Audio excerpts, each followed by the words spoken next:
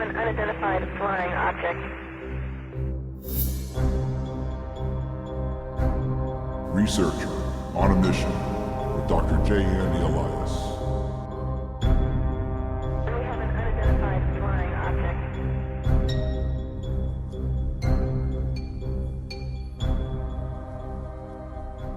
Welcome back to another episode of Dr. J Radio Live. Of course, I am your host, Dr. J. As always, we have a fabulous and fantastic show for you tonight. First, let's go with some UFO news submitted by you, the listener, the loyal listeners for Dark Matter. I also want to welcome the new listeners to Dark Matter Digital Network. Some of you have been around for years. Some of you have just joined from the last few weeks due to the show that's coming on next, Art Bell. For those of you who are joined on new, we'd like to welcome you. For those of you who have been on for years, we'd like to thank you for staying loyal to this network. Let's go to the news. Again, these are all anonymous. If anybody out there wants to send me something and say, so-and-so said it, I will do so. Just be sure and say it. But so far, I've been getting the same few sources here. It's actually more than a few. It's over a dozen, but none of them want to be named. And I don't really blame you guys. And I do appreciate the sources of the source. So when you submit me a piece of UFO news with a link, or at least who gave it to you, that does help a lot and adds credibility. So let's go to the first one. I'm going in order, by the way. These were written literally in order as received. All of them are fairly new since the last show. Some of them even today. Some just came in this last hour. Here we go. UFO seen at space station leads conspiracy claims to be to ISS monitored by aliens. Now, how many times have we heard that before? Every single time something anomalous appears behind the ISS, the International Space Station, the feed for NASA goes blank. I myself have actually captured on three occasions, three separate times, where I've seen like this weird blue object. It seemed like very structured. You could see it had like rods sticking out of it. Not like a cloud, not like a blobby, very, very rectangular and triangular. It had very definitive shapes. And then as soon as it's posted on YouTube, boom, the ISS feed is shut down for 3 days. Sometimes it's minimal, 72 hours. Sometimes it's as high as 3 days, 96 hours. And then it comes back up as if nothing happened. And that's why I like that one so much. And even though someone submitted this to me, I'm going to go ahead and give the other source, which was, of course, it's the same UK guy who's been giving the news to me, express.co.uk. Anyone can Google this for themselves. Now, remember what we were talking about the Japanese fleet? Now, here's another story.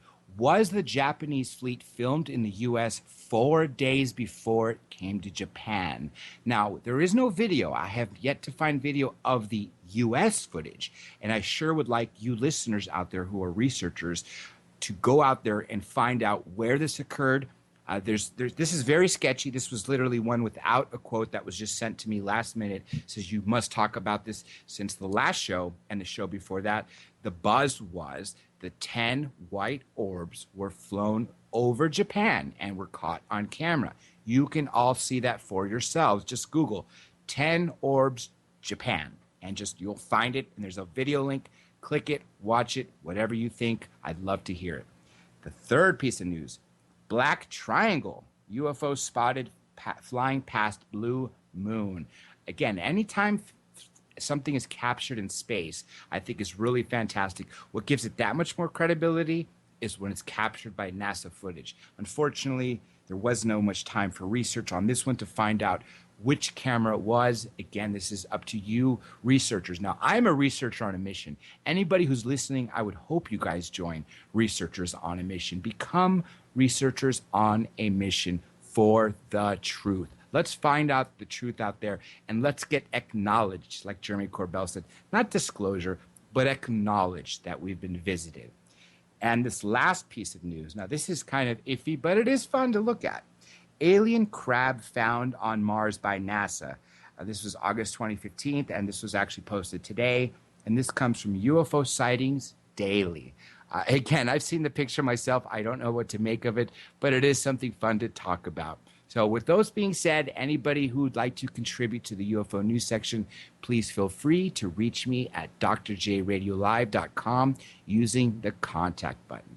Now, as I mentioned today, we have a very special show for you today because we have not just a researcher, but someone who's made an incredible movie, which a very, very high production movie, should I say, because I actually spent this past afternoon watching it, and it's really, really good. It has some of my favorite researchers in there, two of whom I've interviewed myself, two of them being Stuart Surdlow and Preston Nichols. The other one that sadly passed away was Alfred Bielik. Now, I'm going to go ahead and introduce this person. His name is Christopher Garetano. And with that being said, welcome to the show. Hello, Dr. J. How are you? I am great. Your movie, Montauk Chronicles, is really, really amazing. I think more people need to see it, and more people need to understand what happens out there at Camp Hero and the Montauk Chair, why they use children. There's just so many unanswered questions, which is why I thought it'd be a brilliant time to bring you on for this interview. Why don't we go to the backstory of this and what got you interested to end up investigating the claims from 71 to 83 in New York, Montauk, New York? Well, I had an interest to make a motion picture, a docudrama about some kind of mystery or conspiracy, and at that time I was interested in a paranormal conspiracy, and I had a friend who I met while I was making my first documentary horror business, and I was in Las Vegas shooting parts of it, and this man was really deeply into the most obscure, most esoteric conspiracies you could think of at the time, and that was in '03. And he knew I was from Long Island, so he suggested, why don't you, feel this urge of making a paranormal docudrama and cover the Montauk Project. Now, I was aware of the book, the first book that came out in the '90s by Preston Nichols. And I read it back then, and I just, at the time, I didn't feel like it was plausible because it really avoided the first book by Nichols really didn't cover much of the kidnapping and the boy experiments. It really focused on the most outrageous elements that at the time, to me, felt they were ripped from, the pages of a kind of a weak science fiction novel. But the thing that fascinated me the most was the opportunity to actually go to the homes of the men in question and go to the place of their place of living and see how they live and see how they behave and listen to the stories from their mouths directly. And that's where I started, and that was the most fascinating prospect at the time, and that's how it began for me. Now, who was the first person you spoke to about the Montauk Project or what was going on at Camp Hero? And by the way, let's go ahead and explain to everybody what Camp Hero is, where it's located, and why, if you go there now, you're going to see a radar dish that's not doing anything. Sure. Well, Camp Hero, originally Fort Hero, is an Air Force base located on the very eastern tip of the United States in Long Island, New York. And originally it was in a very isolated town. Now it's become a very happening summer vacation area, but that I spent a lot of my childhood summers at. But Camp Hero itself is now a derelict Air Force base, but at the time there was research going on for communication through radar. There were secret experiments in terms of just what was being developed for the internet and all sorts of things that were happening at the time. And the Air Force Base itself was being obscured from the people of Montauk at one point, and they actually cloaked themselves and said we were just a private fishing village. So there was a covert nature from it from the beginning.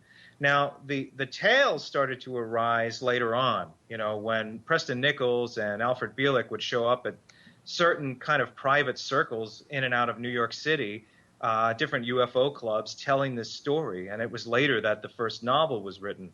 My visit began, and of course the tales that they told were everything from children being kidnapped, homeless men being kidnapped for a multitude of experiments, including time travel, mind control experiments, but also not only was there reverse engineering of alien technology, but that extraterrestrials worked there and operated there, and extraterrestrials of all kinds.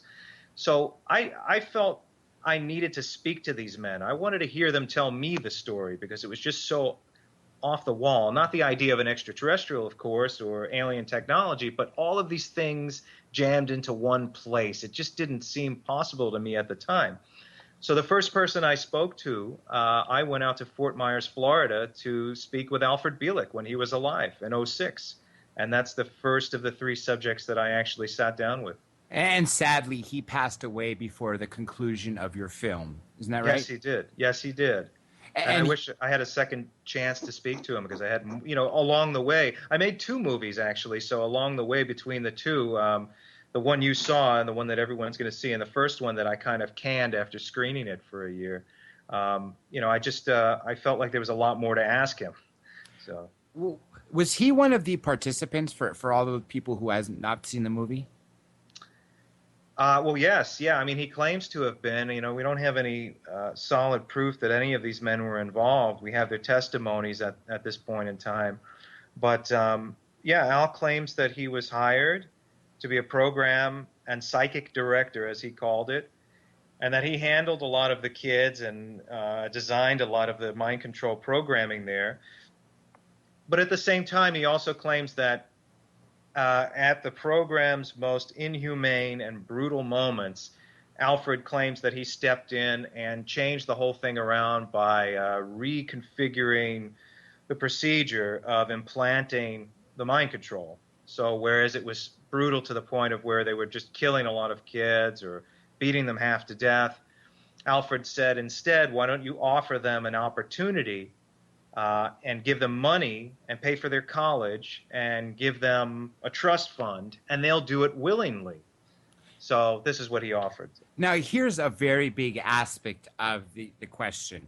The fact that they were children and not men. I know the answer to this because I watched the movie, but for those listeners that haven't, why don't you talk about why they chose children? Well, Alfred and Preston claimed that the young children had the highest psychic energy, had the most power for their situation, and were the most controllable in terms of the programming.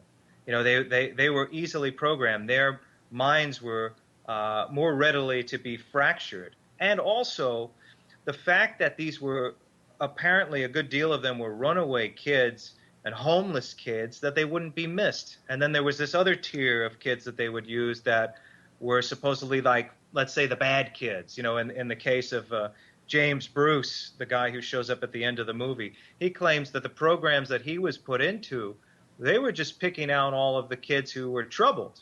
And of course, if they came out with a story in the end, nobody would believe them. That was the idea. So there was a variety of reasons why kids were being used. But I think for the most part that they were picking up these homeless kids. They said there was a certain type of a DNA that they were using. But at the same time, for the most part, I think if this program did exist, and I do believe it did exist to an extent, that the kids were being used because they were expendable and nobody would miss them. And more than that, not only were the kids expendable and no one would miss them, you also had to deal with the fact that kids were susceptible to fear. And another story I've heard years back from other UFO researchers is that ETs love children because of their purity from drugs and smog and everything else that pollutes our Earth, not to mention their adrenal glands. Sure. It was mentioned by both Alfred Bielek and Preston Nichols and also Stuart Swerdlow that, and again, there's so many things kind of jammed into one here, but that they were being used by the Illuminati factions, as they called him, for the Adrenochrome, which once the kids were drugged and brought to the highest point of fear, and I do have this represented in one of the cinematic recreations in the film, is that their highest point of fear, that's where the adrenochrome would be most extractable and most potent. So then they would kill them and extract the adrenochrome for various uses. And what did they use with the adrenal glands? What did they do with them? What was the whole point? Well, according to Swerdlow, the adrenochrome would be used as an elixir, as a psychic enhancing drug, all sorts of things. Again, these are things we can't prove. This is all speculation and conjecture. And what I got to by the end of this, and what I truly believed by the end of this, because there was just so much of it, and so little evidence that I did believe that there was a program occurring there. And for the most part, I thought that there was a possibility that whoever was being used was under heavy influence of drugs and hallucinogens, probably more than you could imagine.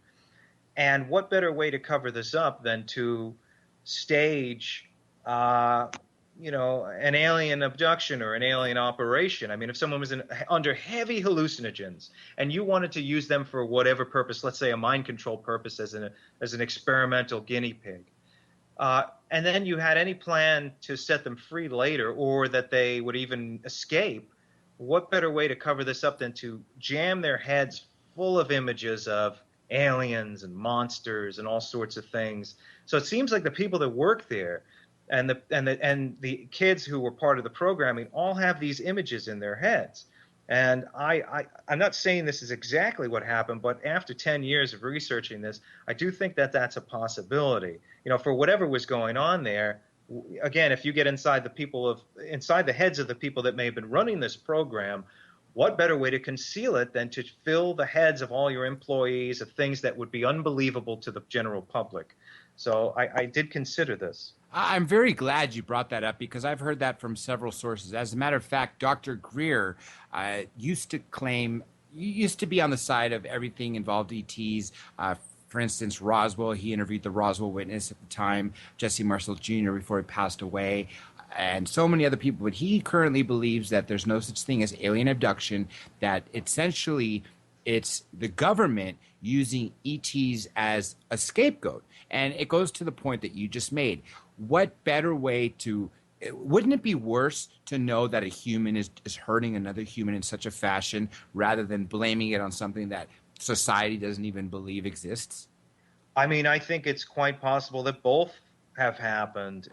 We have some evidence that people have been visited for millennia, but as you know, at the same time, I'm with you because our military gets their hands on something. Let's say they reverse engineer a technology that can kind of displace time and suck people out of their cars while they're hovering over. Of course, these guys are going to test it out. And again, what better way to conceal and get away with it than to implant the images of aliens doing this to everybody? And of course, no one's going to, a good deal of us will believe you. And of course, I believe the probability on life on other planets and intelligent extraterrestrials have been here. But outside of that, this is a very organic thing. And it's very possible that our governments have had their hands on these things for years and have been, screwing around and experimenting on people all this time. So I'm with you. Now, how does time travel fit into this?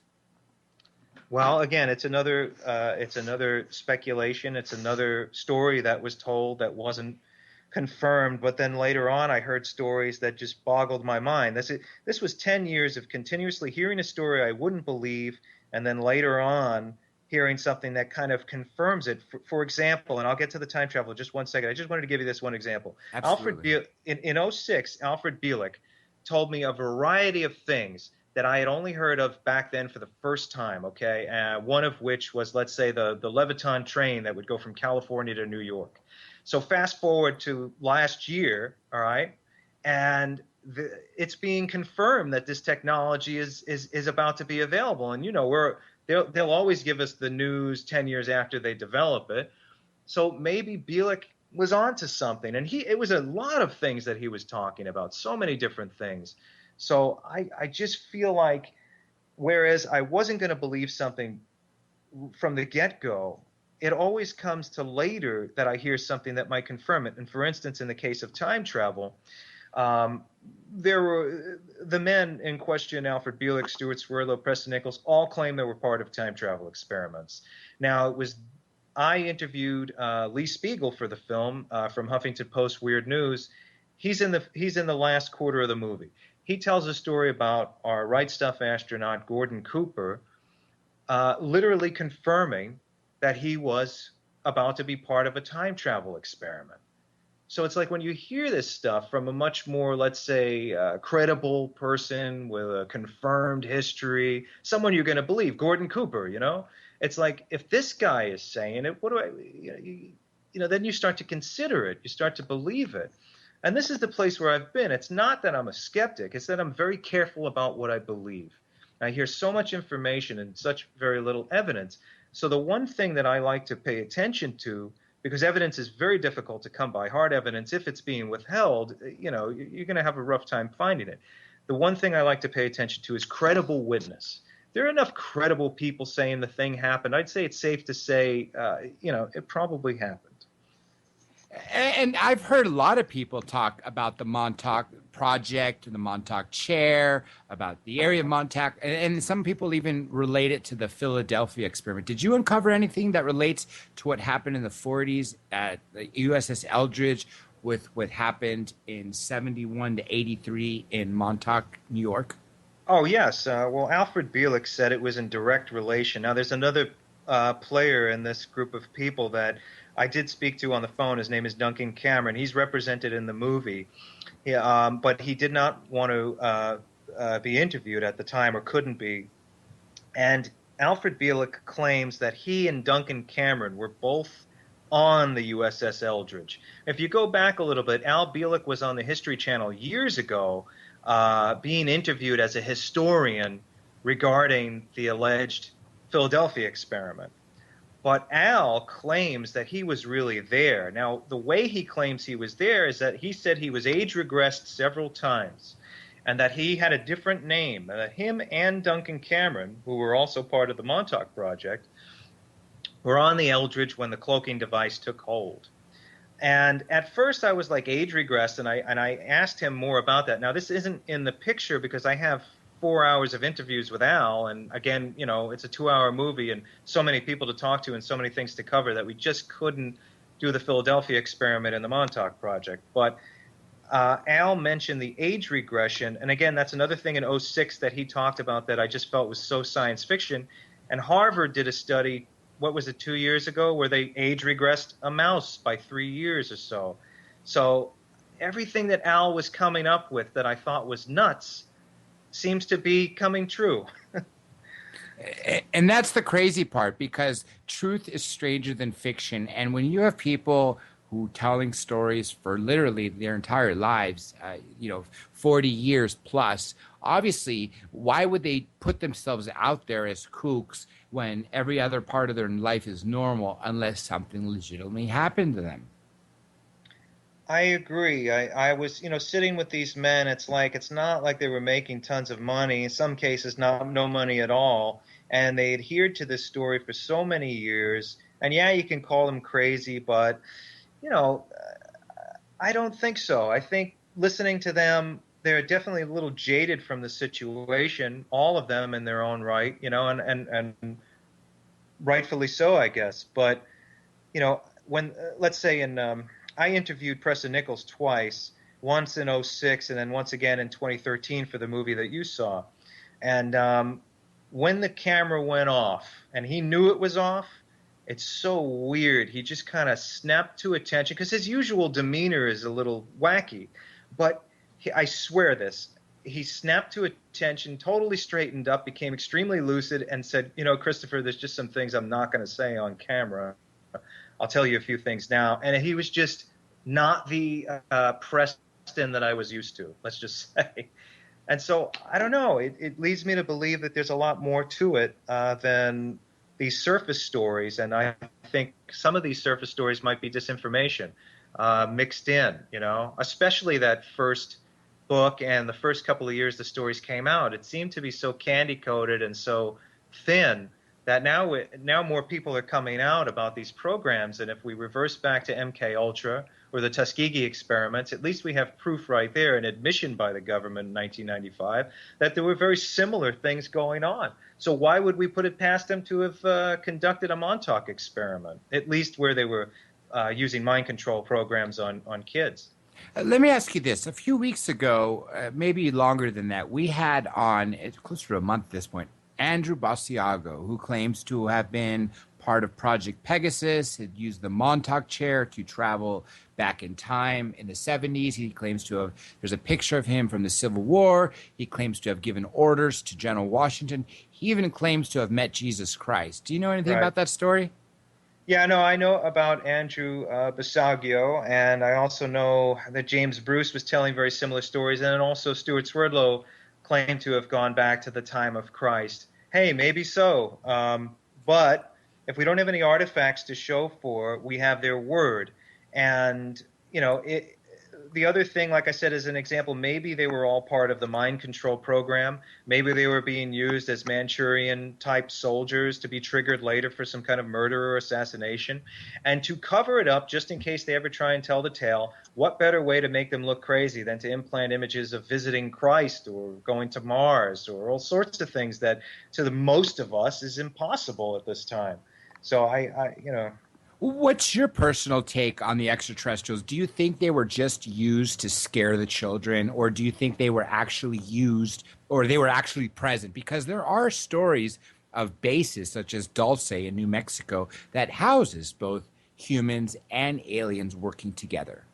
I believe that personally, from all the research I've done, I believe that intelligent extraterrestrial life exists in abundance. I believe that. I believe that we have been visited in the past, and I believe that we have also, as our governments of the world, have had our hands on technologies from outside of this world.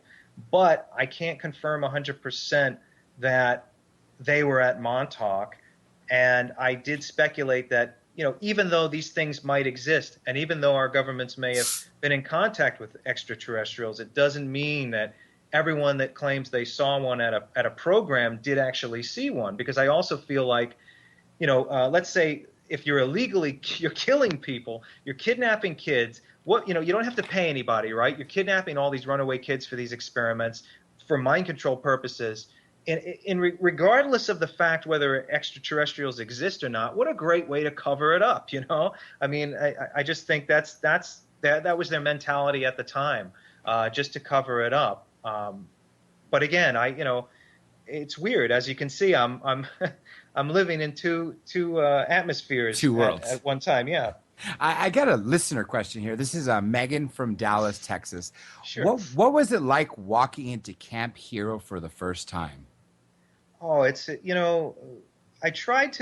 consciously tried to go in there without spooking myself out in so many words. It was an ominous place. I think my first real visit there was, on a very gloomy, cold, late fall afternoon, and there was nobody there because it usually is pretty desolate from the fall season, especially in the winter. And it has an air about it. It's hard to explain. It has a strange vibe. I don't know if it was self-imposed. I tried to make a point not to, but there's just something about the place, and you guess really just have to be there to understand it. It has a very cold and very imposing energy to it, and you feel it when you're there. Do you think that's technically has something to do with the actual location of what was going on there, like the scalar waves or psychic waves, or do you think it was just coincidence knowing that you're walking into something very eerie where bad things were done? I've lived in this past year now. I lived in New York most of my life. I'm living in Michigan at the moment, and I can tell you for sure, just Long Island itself has a completely different vibe to it. In fact, I would wake up a lot of mornings, and again, this is in direct regard to your question, but I feel like because Preston Nichols had claimed that a lot of those waves were being pumped out not only through the radar tower itself to first test the people in town, but throughout the entire Long Island area, and then throughout New York, and eventually, they were hoping to do it throughout the world. When I was living in New York, let's say every 3 months or so, I would wake up to a series of beeps. I would catch it, in that place between sleep and dream as you're waking up. I would hear it. And then in my waking moments, I would still hear it. I have not heard it at all living in Michigan, but I heard it out there, and I heard it every now and then. It would occur. I would catch it, let's say, even once a month every now and then. And I'm not crazy, and I don't hear voices or anything, but there's this odd signal that I kept hearing, and I have not heard it since I left New York. So take what you will from that. Let me give you a comment, and then I got a question about it, or both comments slash questions. First thing I loved from a previous interview you did with the Summerwind Society, one person speaks to dead people, kind of like the Sixth Sense. Another investigates everything under the umbrella of paranormal. Another specifically investigates ghosts. And they were talking about places having imprints on them from bad things happening. So I'm wondering if Camp Hero or Fort Hero had a quote unquote imprint from what was actually happened in the past. The second thing I want to say to you, which I thought was so fascinating, is what Stuart Serdlow brought up about Nazi scientists figuring out that if they put more metal in our system, then we could become antennas. That's why you have aluminum and other metals in your food and fluoride in your toothpaste and water, etc. What do you know about that? What journey did you end up going down to when you figured that part out? Well, when I first started hearing all of this, it hit me like a truck, to tell you the truth, and that's exactly where I was when I first heard it. I was in Michigan visiting the Swerdlows for the first time, and I had already met with Alfred Bielik, and I already met with Preston Nichols, and their existence is a little more hermetic, and they're isolated, and they had these really interesting, but what some might think are crazy stories. But then you get to the Swerdlows domain, and everyone is well kept and very clear and sober, but they're telling you stories of reptilians, and they're telling you reptilian humanoids taking over the world, and how the earth was formed, and how we're being controlled through the light fixtures and the television. And on the bus on the way back from Michigan to the Chicago airport, I really felt ill. I mean, I can't explain it in any other way. I felt like I realized something that I had never thought of before. This was in '06. After a while, I've been able to force myself to even out. But I do believe these things are real. And I think the most terrifying thing to me was that, wow, someone's getting away with this, because I really think we're in deep trouble. That's my true belief. We're all in very deep trouble, because I do believe a lot of this is true. And if it is true, and this stuff is going on and was going on, I don't know what anyone could be laughing about, to tell you the truth, because that means we are being poisoned and we are being controlled, and those things are out there. And what a easy way to control a population than to dumb it down. I have another written question. This comes from some of the best and brightest in our nation. William from MIT, Massachusetts Institute of Technology. What type of effect has the film and research had on you, Chris? Oh, well, it's a long period of time, and I made 2 pictures during the almost 10 years. It had a profound effect on me. A lot of it was positive. Some of it was a negative that I had to realize and then sort myself out. So I went from entering this very innocently, and then going through this paradigm shift, and then feeling very ill for a good year, not feeling mentally well, just because of being so immersed in all of this. And ultimately, years later, and finally finishing the thing, I've come to a point where I found my strength to, try and understand the material, and trying to really sort through it and go through it with a clear head. And I'm at a place now where I feel like I can further investigate. But at the same time, I'm cautious, you see, because, this isn't a joke to me, because I really do believe these things are happening. And why would I want to mess with something so powerful where I could be snuffed out in a millisecond? So I have to be very careful about what I observe or what I say, but at the same time, I don't want to let it go on. And I think if we enlighten ourselves a little bit and we keep our minds open, maybe there's a way to stop it. But if it really is happening, I assure you we're in trouble. Actually, I have a question, but I'm going to just go ahead and give this shout out to Martin from Echo Chat on Facebook, which I hear the chat room is growing. Thank you very much for all you listeners out there. Here's the question, Chris. Is there a genetic blood type that any of the people you spoke with said that the aliens/humans were focused on? Yes. Specifically, they did say there was a specific blood type. Stuart Swerdlow did mention that, and a lot of the kids were chosen because of that, especially him, because he was capable of so much.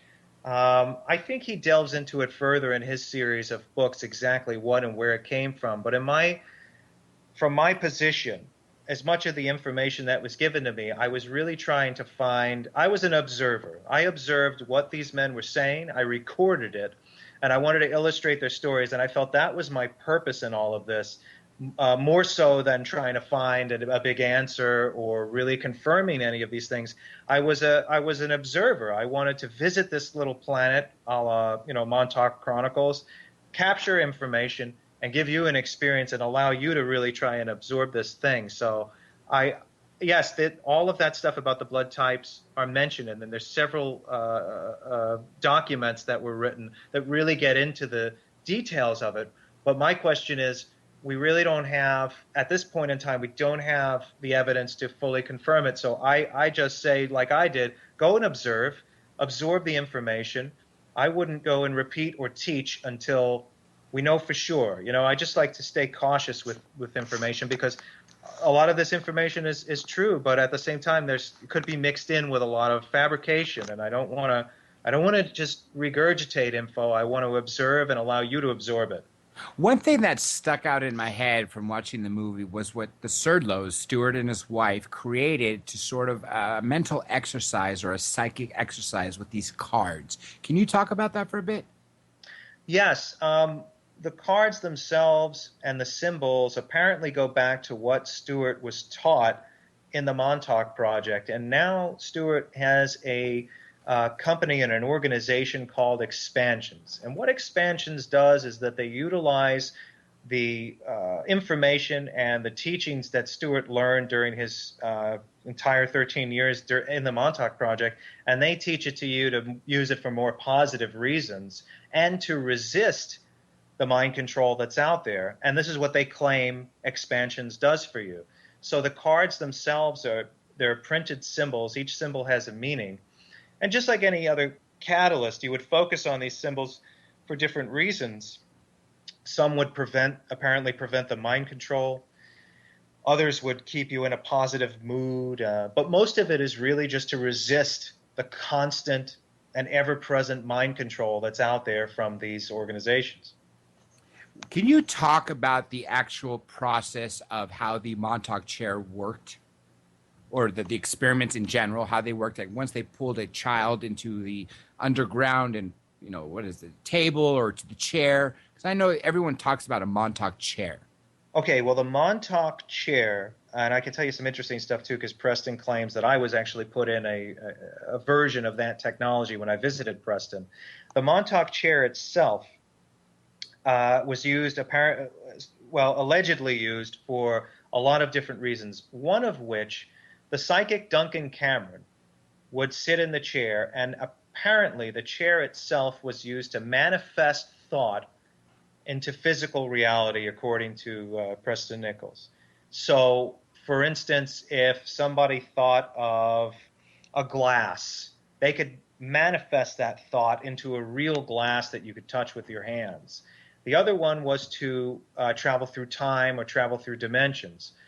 But the classic story of the Montauk Chair itself is when Preston Nichols, Duncan Cameron, and Alfred Bielek wanted to crash the project because it was about to go worldwide and start controlling the populace.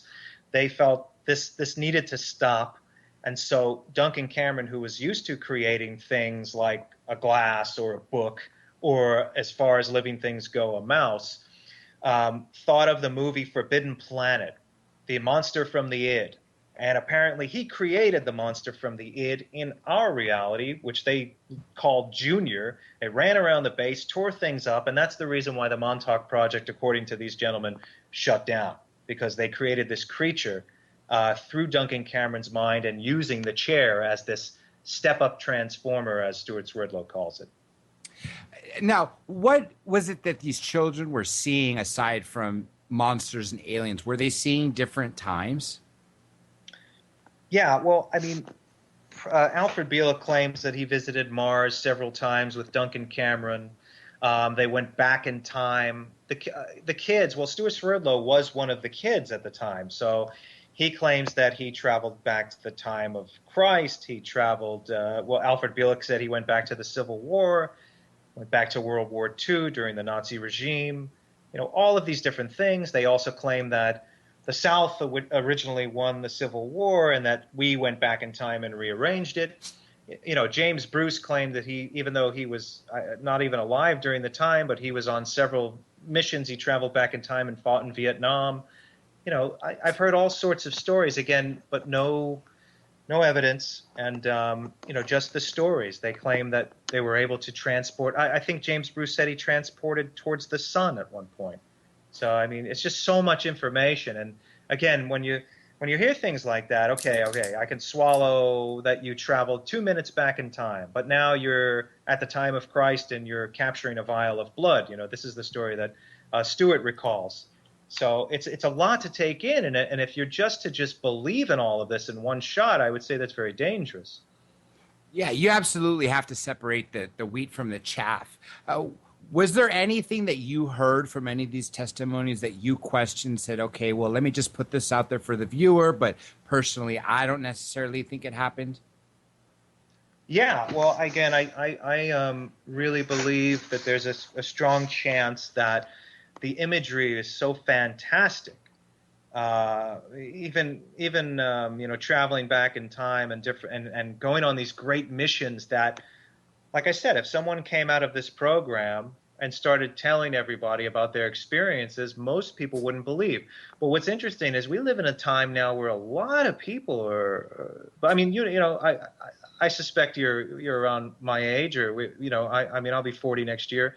Yeah. It's okay. So when you remember when we were kids and this stuff didn't exist, there wasn't like people in abundance, like going, we didn't have the Facebook, but it's just such an abundance. And back when we were children, it seemed like there were like 4 basic groups of the paranormal. There were ghosts, cryptozoological creatures, psychic abilities, and the Bermuda Triangle. And it was like, okay, so we believed in all that stuff. It was really interesting, and it was safe zones. But now it's like people live their lives surrounding this stuff. A very interesting shift has happened in society. I mean, your radio show wouldn't exist if this shift didn't happen.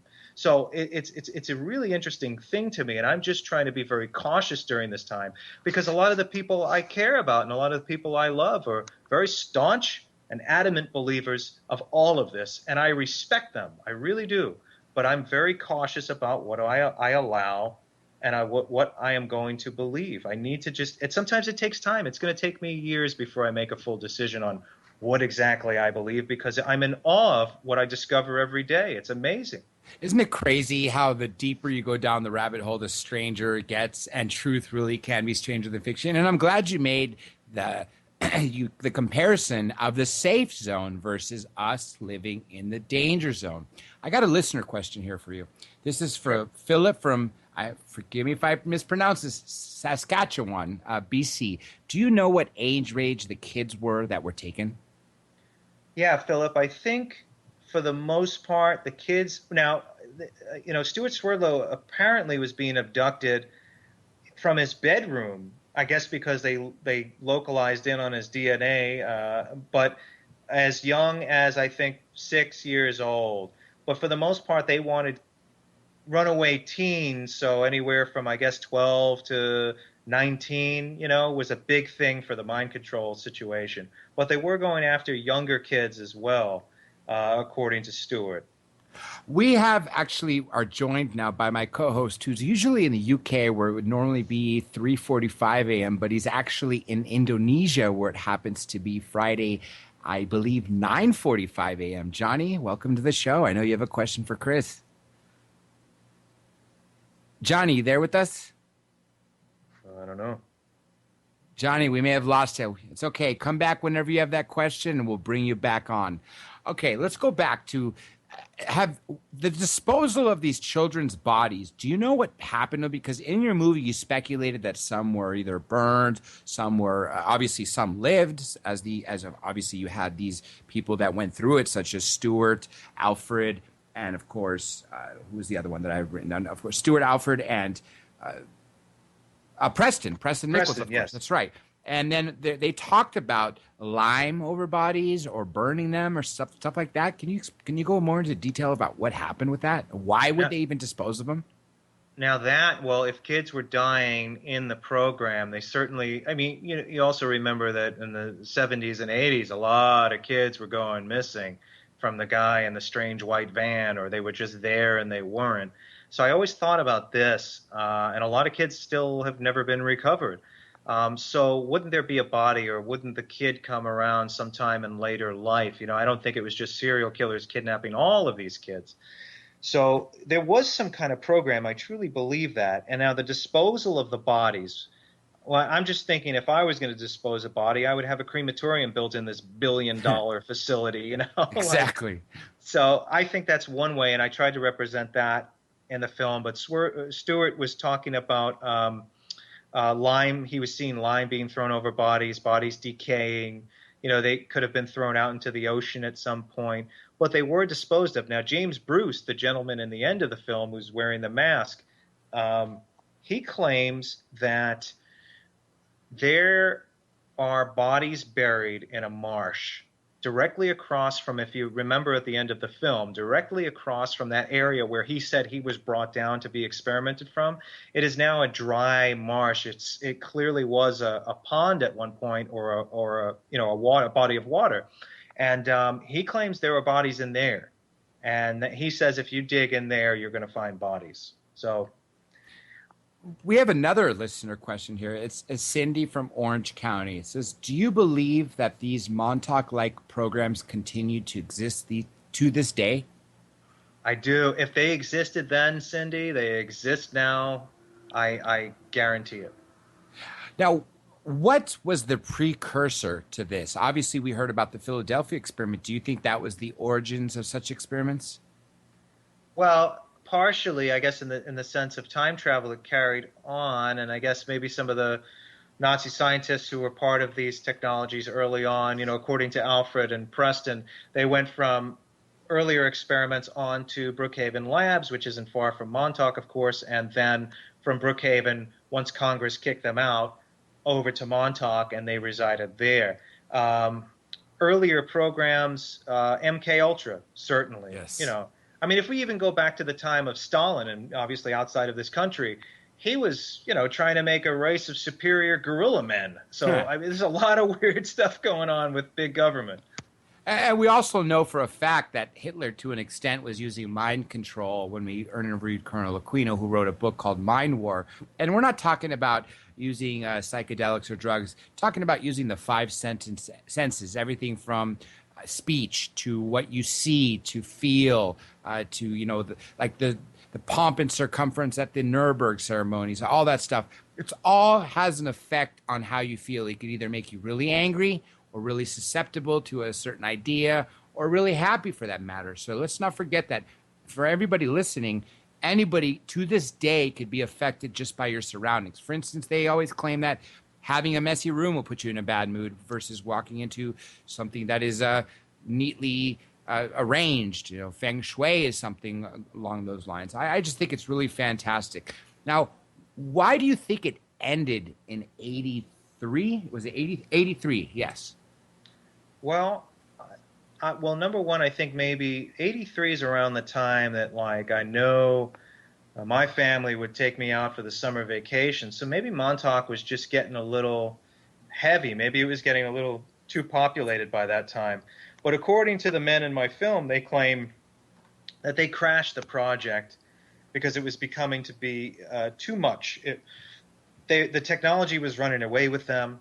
They were being irresponsible with it, and it was going to cause probably some kind of mass mind control that would have been out of their hands, so to speak. So Alfred Bielek, Preston Nichols, and Duncan Cameron all claim that they ended the project at that time, that they crashed it, that they deliberately crashed it with that whole idea of bringing this creature from their mind into reality through the Montauk Chair. That's the story. I think maybe if the mind control program existed, maybe there was pressure. Maybe somebody was talking Maybe because Montauk was becoming more populated and they just couldn't hide out there anymore. Who knows? You know? Let's talk about that monster for a minute, because throughout the movie Montauk Chronicles, there are instances of what would normally be seen as the gray, but of course it was just a little bit larger. It seemed to have a little more green skin, but still the face and the eyes were what would be the typical gray. Was that your depiction, or was that what everybody else said? Well, my gray in the film was an amalgam of all the creatures that they said were there, a little bit reptilian, a little bit partially of the grays that were there, because Alfred said there were several gray aliens out there. There were hook-nosed grays, there were very sinister grays who smelt really bad, who hissed a lot. Then there were the upright walking insectilians that looked like praying mantises that Stewart said he saw. And then, of course, there are the reptilians, the Draco reptilians, and they said they were all there. So the gray I wanted, I didn't want to just represent the typical gray we saw in 5,000 other movies. I thought it would be much more interesting to me as a filmmaker to create something that represented the idea of the Montauk Project to me, the sinister feeling, the disgusting nature of someone preying upon you without your consent. Like all of that was in the alien that we created for Montauk Chronicles. Now, Betty from San Francisco has two questions. One of them, I believe I asked her, she might have joined us late, but I'm going to just go ahead and piece Betty. Betty, here we go. Okay, first one is, ask Chris if this ties into the Philadelphia experiment, and ask him where the Nazis came from and how they became involved. Sure. Well, the United States, there's a tie into the Philadelphia experiment. Well, there's one thing that Alfred said, that during the Philadelphia experiment, again, we don't have evidence of this, so you can believe what you want, but this is what we're told. Now, when the USS Eldridge disappeared, apparently it reappeared momentarily in 1983 off of Montauk Point. This is what Alfred said. And what was the other question? How did the Nazis, did the Nazis come from, and how did they become involved? Well, the Nazis, we have, this is part of our history, obviously. The United States, after the Nuremberg trials, spared the Nazi scientists, we really did do this, and then brought them over here to work on a variety of projects. Probably the public knowledge is certainly not the only stuff that they worked on, but they were used, and this is part of history, not just speculation in the Montauk books, okay? But, eventually Congress didn't want these guys working with us and kicked them out. And so, according to Preston, when they ended up at Brookhaven Labs, they left and went over to Montauk to continue their studies and continue their work in a Black Ops program underneath the surface of Camp Hero. And this is as much information as I could get, but historical information, you can go and look up all of the different Nazi scientists' names. It's all there. We did take these guys. We utilized their wonderful minds to create bombs and all sorts of horrible things. I got a really cool comment I just want to share. This is from Dan on the Twitter feed. It says, in a classified government, literally everything is a conspiracy. Would you agree? I think I would. Yeah, of course. I mean, the governments of the world don't want us to be intelligent. They don't want us to fight back. They don't want us to run the show. They don't want us to become masters of our own domain. I mean, it's very apparent. I mean, it was one thing that Alfred Bielek told me, was that the television was the most powerful mind control device implemented into the populace. So what I did was, over the past 2.5 years, is I shut the TV off. And then I turned it back on maybe a month ago just to take a look. And I'm telling you straight up, you don't have to have a headset on. You don't have to have aliens beaming it into your brain. If you sit in front of that tube every night, I promise you there's a constant. And when you've been away from it for 2 years straight, it hits you like just a blatant truck. There is constant mind control coming out of that thing. I mean, I think the artistic programs are good, but it's the advertising. It's the news programs. Avoid them at all costs. Don't watch them. You're being affected by this, and there's a reason behind it. There's clearly an agenda. I'm not exactly 100% sure what it is, and I cannot confirm what it is. But it is very sinister, especially when you've been away from it for so long, and you go back and you pay attention. It's just there. It's very blatant. It goes back to what we were talking about mind control earlier. That is exactly why when you turn on the news, the headlines are nothing but violence to keep you in your home. We have a break coming up in a few minutes, but Johnny Webb in Indonesia is back. And then we have some more listener questions, which might carry over till after the break. Go ahead, Johnny. Hi, Christopher. Can you hear me in Indonesia? Yes, I can, Johnny. Greetings Johnny, to you. you got some background coming in. Yeah, I'm sorry about that. Give me a second, guys. My question to Chris was Dr. David Jacobs, who we had on the show a few months back, says the experience of being abducted to train them to ready themselves for a future event. And, I wondered, with this program, the Montauk program, is there some sort of future event that people are being trained for? I noticed that the blood types are all Rh negative. Is your blood type the same type of blood type? And the last question was Al Beck from the Beck Zapper, who creates a blood cleaning device. Is this the same guy as Alfred Beck's? No, I think it's a different guy, Johnny. And in regard to my blood type, no, I don't have that particular blood type. And I do believe that we're being prepared for something. I mean, all we have to do is open our eyes and look at the news for a moment. And again, when I get my news, it's from the internet these days. I don't watch the nightly news. But who knows? Maybe this is just as equally as effective. But I don't know about you, but don't you think it's a little strange that every month or every twice or three times a month somebody flips out and starts shooting people? I mean, just out of the blue? I don't know. I think there's something seriously wrong here, and I think it's got to be all related to the core of this mind control, whether it be it's being implemented through the television or being implemented through antidepressants or programs that have put these implants early on and it's now taking hold. But it's a plague, okay? And even if, let's say, all the conspiracy theories that say all of these shootings don't exist, that's part of the mind control. So one way or another, there's some kind of agenda. It's all leading somewhere. It must be, because it's just happening far too often and we're doing far too little about it. And during the time of in 1969 and a year before that and the year after that, the reason why there was so much unrest by, let's say, just the American people was that their complacency was taken away. They weren't comfortable because of the draft here in the United States. But there is no draft right now, so everybody's enjoying their devices and everybody's kicking back. But I think there's more chaos and more destruction and more things to worry about than ever. And we're not really doing much about it. But on the contrary, we are, because we're discussing it. So people are listening to our conversation. They're joining in on the conversation. So I think the more we talk about it and take it seriously, the better. If we just keep making it into novelty, then this stuff is going to take its toll and everyone's just going to be dumbfounded when it does happen. This might carry over to our break, but I'm going to go ahead and ask this anyway. And if it does carry over, we'll pick it back up. What movies and movie genres were your biggest influences? Oh, for sure. Growing up, the horror genre and the science fiction and fantasy, and I'm a huge film guy. I mean, I grew up. My parents owned 2 video stores in the '80s, so I grew up watching everything. And I mean, it's so funny how I was a fan of John Carpenter's They Live, and now that movie was taken as a popcorn, midnight science fiction film at the time, really, that kind of flopped at the box office, even though I loved it. And now it's being held as kind of like the conspiracy Bible. People are really taking that movie seriously these days. So we just lost him as well, didn't we? He's just died, Roddy Piper. Oh, wow. So. Yeah, he did.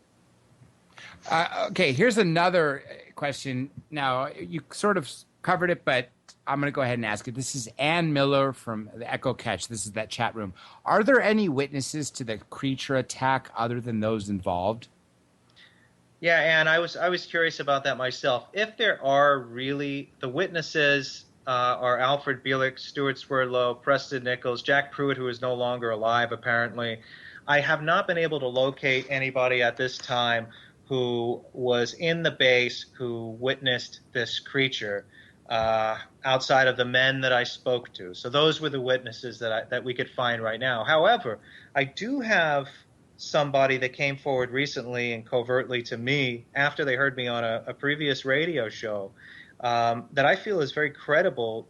They're not confirming the creature, but they are confirming that something that wasn't supposed to be happening was being delivered to Camp Hero, apparently when Camp Hero was shut down. And this might be the small little trail that leads to the answer. So I'm going to pursue this. You know, I honestly can't wait to find out if more people survived come forward, especially now with the release of this movie. How long has the movie been out? Well, the first movie, and again, there's two separate films. One I'll never release just because I wasn't happy with it. The first movie came out, and I toured it around in 2012. I started shooting the new one in 2013, so people only started seeing the one you saw today much less than a year ago. It was actually December 23rd of 2014. So that was the first time people started seeing Montauk Chronicles on a stream for pre-order customers, and it only started really shipping a couple of months ago. And with that being said, everybody stay tuned. We get back so much more from Chris and the Montauk Chronicles on Dr. J Radio Live. Hello, my name is Dan Sheehan. You are listening to Dr. J Radio Live. So did you hear what was talked about on The Other Side of Midnight last night? You didn't? So you say it airs too late at night? Well, that's no problem. Certainly listening to Richard C. Hoagland and his fascinating roundtable discussions with guests and callers is an enjoyable time to be had for sure, but I understand it could be too late at night for most people. Well, never fear, the internet is here. Recordings of every show are available in the Other Side of Midnight archives through a low-price monthly subscription to the show.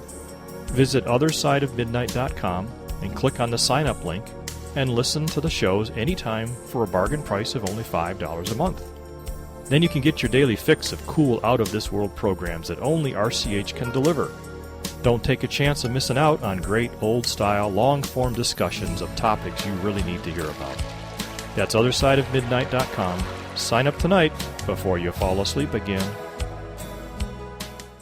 Welcome back to Hour 2 of Dr. J Radio Live. Of course, I am your host, Dr. J. Co-hosting with me live in Indonesia is Johnny Webb.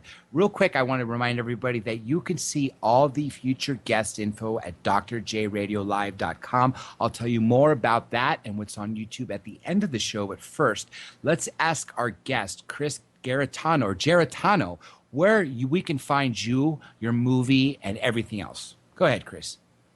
Oh, thanks, Dr. J. Yeah, you can check out my movie. You can order it at MontaukChronicles.com, or you can go to Amazon.com and type in Montauk Chronicles.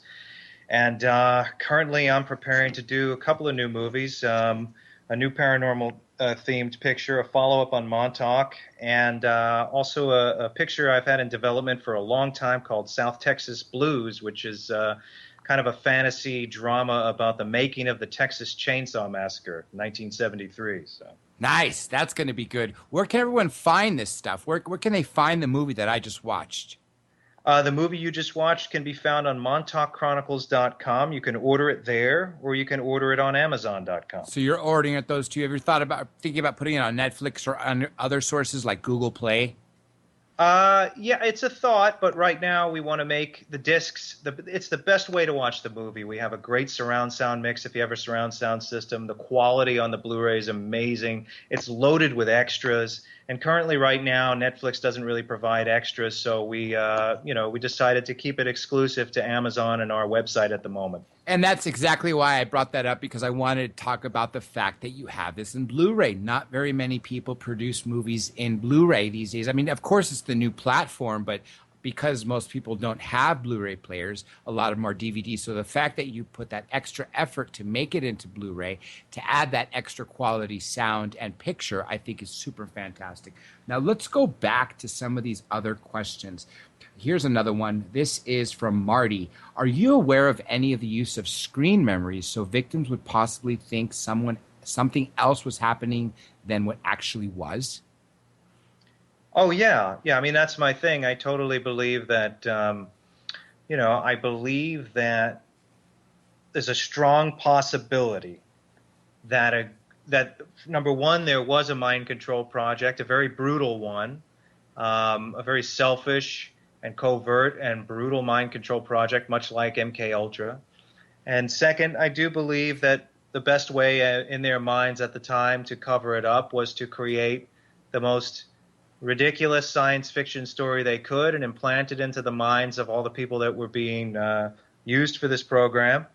And if they ever were to escape or ever go and tell the tale or recover their memories, they would be telling a very silly sci-fi story and nobody would believe them. Or the other alternative is everybody's lying, or one more is that it's true, all of it. So I don't know. I'm glad you broke it down that way, because when you have to think about a conspiracy, would everyone really put their lives at risk, or to their families or everybody else, just to create some elaborate hoax and that would live along for the rest of their lives, such as Alfred did, Beeler? Because why would you promulgate the same story for 40 years? Just doesn't make sense. I got a comment and a question here for you. Graviton Fish, goes back 10 minutes ago about TV. He says he's absolutely right, meaning you, Chris. You're supposed to watch your TV and be an obedient consumer. Isn't that true? Isn't that what mind control is all about? Yeah, and it's in the advertising, but also it's very clear and blatant in the news, like you were discussing earlier. It's meant to cut down your confidence in yourself, in the human race. And we used to, there were times in our race where we've done incredible things, and it seems like the programming today is to cut you down, is to make you feel inadequate. You can't do those things. Only these people. And here's the funny thing too. All of the people who you should look up to as role models are the worst behaving bunch you could imagine. It used to be a little bit like that, but now it's like every famous person, we're exposing their dirt on TV and we want you to eat it up. And I just feel, I don't know, there's something a little strange about it. It's not just because people, the demographics agree that that's what we want. I know that's not what we want. We don't want that crap. We want to ingest something enlightening, something stimulating, something interesting. And even if it's just a science fiction film, it still has to be interesting. And it seems like even the greatest potential science fiction films, like Prometheus, was very dumbed down in comparison to Alien. There's got to be a reason behind that. I don't think people are consciously letting this stupidity out. It's being done for a reason.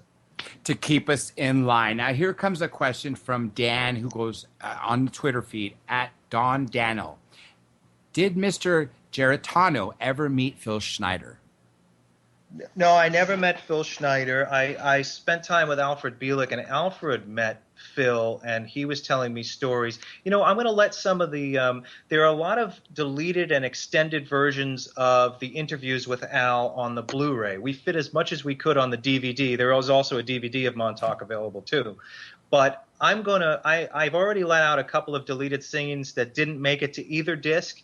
And if you come to our discussion group on Facebook, I'm going to continue to post deleted scenes, and I'll post the story that Alfred Bielik mentioned about Phil Schneider for free. I've been doing that as much as I can. There's a lot of work to do, but I'm going to continue to do that and let these things out for people to see because they're really interesting. Here's another question for you. Can you give us any history of the land of Camp Hero, and did you speak to anyone about the land outside of the people you interviewed in the movie? Of course. Well, the history of the land of Camp Hero, it's a rich history.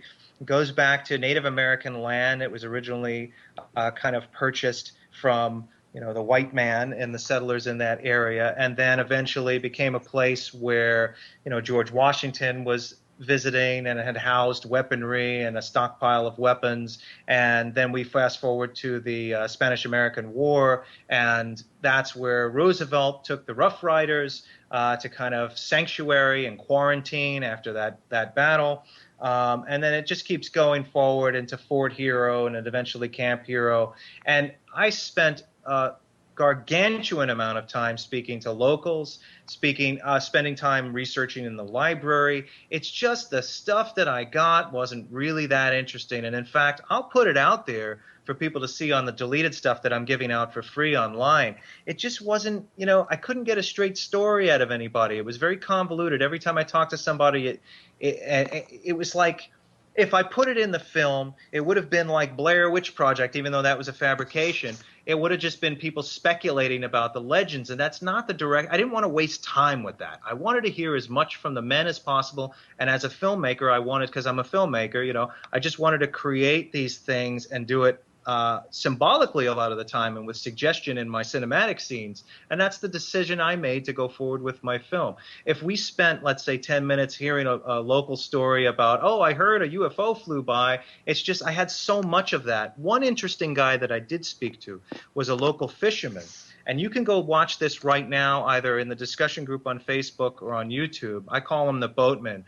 He wanted his identity concealed because he works for CNN, and he also was very paranoid, and he believed that somebody was going to come after him if he was going to talk about it. So I agreed to conceal it. But I have so much footage of him, I could make a whole movie about him. And he told a story about how he was shark fishing. You know, he charters, actually works on a boat and charters shark fishing trips right outside of Camp Hero. So they're coming back one night. If you go watch the video, you can hear him tell the whole story. And, it's a clear night, and they're, on their way back from this long trip. And he said a craft came out of the water, hovered over the boat, blasted into a series of colors, and then took off into the sky. And then also the head of Chamber of Commerce in Montauk claimed that he saw a UFO too, but he didn't want to go on camera. So there was so many people I spoke to in the town. I just didn't want to give too much time to it, because when you're making a movie and you have three main subjects and a long 13-year story to tell, you can waste a lot of time by just having these people pop in and out, and I decided not to have it. That actually goes in line with what Stanton Friedman says, is every time he goes and gives a lecture, and I'm picking him because he's the only one that said this to me, and I'm sure this goes with anybody who talks about UFOs. If you ask your audience how many have seen UFOs, and so-and-so raise their hands, and then you say, did you report it to anybody? And most of the hands drop, just leaving a handful of them. That would make sense why this person, the leader, the head of the Chamber of Commerce, didn't want to come on camera. But you know what? I think times have changed. We actually are joined by a caller. This is the one and only Danny Benton. Danny, welcome to the show. Danny? You muted? Or are you with us? He must be muted. That's okay, Danny. You let us know when you're ready. Well, let me go back to Project Paperclip. When we were talking about the Nazis, when the listener asked about the Nazis, I was wondering if the reason why just to make it very clear, the reason why Nazis came to the U.S. is because after World War II, we initiated Project Paperclip, where we basically said, if you don't want to be tried in the war trials, which, the Nuremberg trials was the most famous one, the biggest one of all, come work with us. And of course, we've got Werner von Braun and so many others. Here's food, here's pay, here's housing. Do our bidding, and we won't try you. And so I'm not surprised one bit that we're using them. But what I was surprised was going back to something I said about 45 minutes ago about the fact that they use within like the metals, the way that the Nazi scientists figured out in the late 30s, early 40s, how to dumb us down. And I'm sure that practice is still in effect, because a lot of people talk about avoiding fluoride in the water and other things like that. Which witness told you this about this? How did you come across about the fact that Nazis were involved in Project Montauk, which was 40 years after World War II? 30 years, actually, 26. The first that I heard about, the transference of Paperclip, and actually, the first time I ever heard about Project Paperclip, believe it or not, was in 2006 from Alfred Bielik. He explained the whole thing to me, because I really wasn't versed in any of this beforehand. I wasn't really interested in it. So that's when I first started to learn about it from Alfred Bielik himself, and that he said that after that, of course, it went through several different projects, and then finally transferring ultimately to Montauk. Again, we have evidence of Project Paperclip. We don't have 100% evidence of the same Nazi scientists working in Camp Hero, but we do have Alfred Bielik and Preston Nichols, Stuart Swerdlow's testimonies that they were there. Their techniques were there. It was just so much information. It seems like a series of movies could be made to really properly cover everything. But when you boil it down, you really don't get a lot of information. The information is very thin. We can, hey, if you want to talk about Project Paperclip, let me go, do a little more research, and we'll talk about that for a whole episode. But, in the case of the Montauk Project, I'm giving you what I know about it. And what I found over a 10-year period was a lot of these things just simply don't check out. But, again, very recently, I found something to confirm maybe this relation to Project Paperclip and the Nazi scientists, because somebody from a major chemical company contacted me and said they were delivering a highly experimental alloy, a paste, that was both being sent to Brookhaven Labs and Camp Hero at the same time.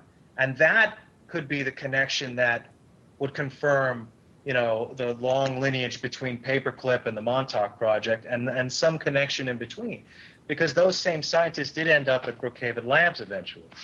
So Now, I'm working on it, and I'm trying. It's difficult sometimes with so much conjecture. I'm glad you brought up Brookhaven Labs, and I was hoping you could discuss the history and how it relates to Project Montauk and Camp Hero, because you did say that it is a little over 100 miles away, and people were sent to there after Project Montauk. Dr. J. Can you hear me now? Is that better?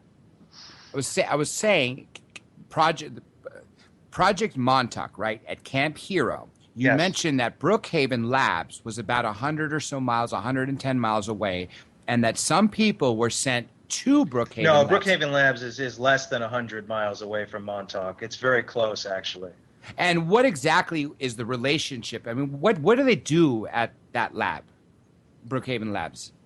Well, as we know, there's a lot of classified biological research at Brookhaven Labs. Remember, there was also, Brookhaven is not that far from Montauk at all.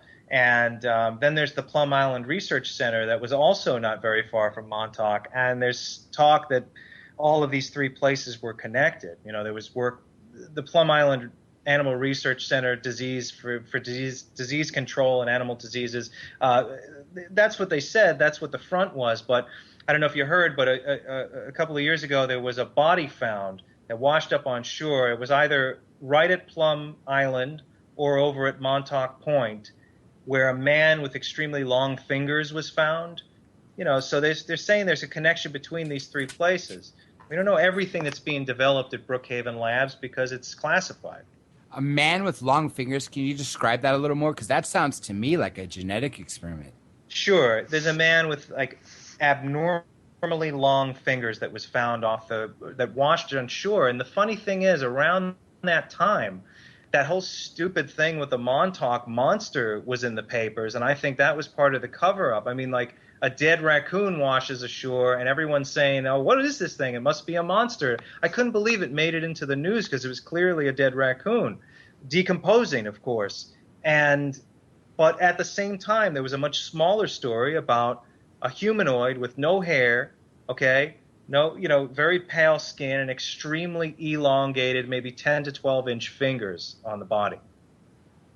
And I can never see. I can't even imagine 10 to 20-inch fingers on a body. I mean, that would look more like those ETs that are really short, the grays that have arms that literally almost touch their feet. Do you think it's maybe a hybrid, or do you think this was just literally some humans playing God?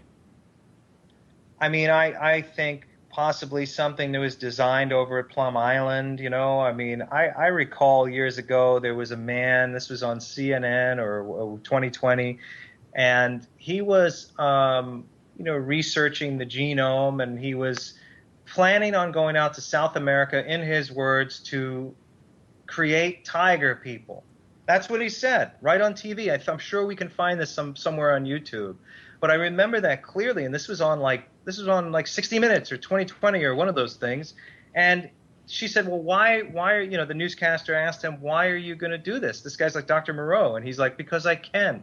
And I wonder, where did that guy go? Did he really go and try and create a genetic hybrid between tiger and man? I mean, this was a real thing. This wasn't, like Preston Nichols can tell us until the sun goes down what he did at Montauk, but this guy really was working for a renowned facility at the time and was breaking away to go to South America to make tiger people. Well, that's not Interesting. actually, I wouldn't say that's too far off because there's this famous video where there's a mouse or a rat that has a human ear, and they wanted to prove that they can grow human organs on something else. So that doesn't surprise me one bit. Johnny in Indonesia, usually in London, has got a question for you. Go ahead, Johnny. To carry on with what you spoke about a minute ago, you said it was a raccoon that washed up, but from my recollection, it had a beak rather than, a mouth. And the thing with the long fingers, that reminds me of Skinny Bob, like the Russian footage of the tall grey with the long fingers. But Right. just to implement it. Well, in regard to the Montauk monster, I can't give it away, but I met a person along the way that literally told me it was a raccoon and that him and his father were the ones who planted it there. Now, I believe him because he told me the whole tale in detail. I'm not going to give it away. I can't give who he was away. But remember, I spent a lot of time in Montauk, and I met some people along the way. And regardless of what it may have appeared to be a beak, it was a decomposing raccoon. Speaking of Plum Island, you mentioned Plum Island. Is there anything, because I've heard stories and rumors of experiments going on at Plum Island. Do you know anything about that, or is there any relation between Plum Island and Montauk, the Montauk Project, or with, of course, Brookhaven Labs? Sure. Well, again, over the years you hear so much speculation. Well, I know there's this recent information. I truly believe there's a connection between Brookhaven and Camp Hero for sure. Now, again, Preston Nichols, the person that contacted me that I was telling you about earlier, I was on Coast to Coast AM, and then I got an email message from this person that heard me on the show. This person worked for this chemical company, and they were delivering experimental alloys to Brookhaven Labs and to Camp Hero at the same time. And this person also witnessed a lot of things and names that check out to names that Preston Nichols had mentioned earlier. In regard to Plum Island, I believe because they're all kind of in the same area and a lot of strange things are happening. Like, think about it. You have these three facilities. It's like a triangle. You have Plum Island, which is the tip of the triangle, right? And then you have Camp Hero and then Brookhaven Labs, and they're in the general same area. Brookhaven's not very far away at all from Montauk. I'm going to go back to something we talked about a little over an hour ago about the adrenal glands. What do you think they do with them? Well, it's only what has been said to me, and I've heard a variety of things, but what I represent in my film is a story that Stuart Swerdlow tells about the actual fluid being extracted from the adrenal gland, being used as a mind enhancer, a mood enhancer, a very powerful drug, a psychic enhancer. And what would happen is they would take the child, bring the child to the point of extreme fear. This would either be by drugging them up and scaring them half to death, or making them believe they're going to be killed, beating them to the point of near death, terrifying them with a variety of imagery, I heard even killing a puppy in front of them, which I didn't really want to represent in the film. But yeah, Stewart said he witnessed animals being killed in front of him. And so at that point of extreme fear, they would murder the child and extract, because the fear in the body brings the adrenochrome to its most purest state, and they would extract it at that moment and then use it for these purposes. Going back to first of all, you showed this hybrid alien that you sort of had that had reptilian features, gray features, and so many others. And it was bigger than the typical gray. Can you describe the different sorts of monsters that these children were imagining? Or should I say images that were put in their heads to create this fear?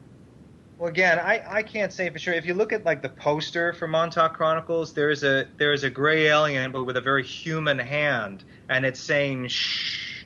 So the idea, that was part of the idea that maybe this is just these really evil humans putting this play on for these drugged out kids, to make them keep quiet. In regard to the monsters and the aliens that were seen down there was a whole menagerie of things, and that's why I felt it was just so. Look, it's either true or total fabrication, or it's drug-induced hallucination to cover up a conspiracy.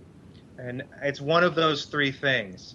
I don't think that it's a total fabrication, because I'm with you on the fact that I was sitting with Alfred Bielek and sitting with Stuart Swerdlow a multitude of times, and Preston Nichols, and these guys, Alfred had like 3 strokes by the time I saw him, and all these guys were living in very uncomfortable environments, except for Stuart. But Stuart has a lot of trauma from the situation. Clearly, he's gone through a lot. He's gone through something. I've spent a lot of time with him, and I just don't think they're getting anything out of this by perpetuating this story for a number of years. Nobody's getting rich off of this. Nobody is. So it just doesn't make any sense why they would continue. Don't you think after like a year or two of ridicule, they would just kind of fizzle out and say, all right, enough of this, I'm moving on?